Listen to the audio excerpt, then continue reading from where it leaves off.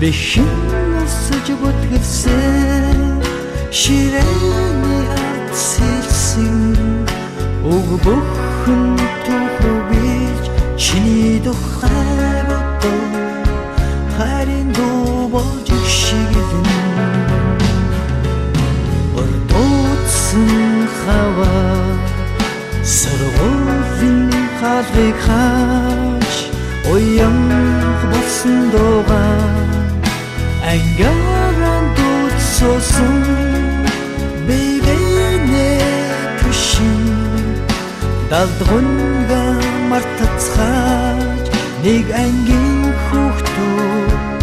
тоотой хаврыг үтлээ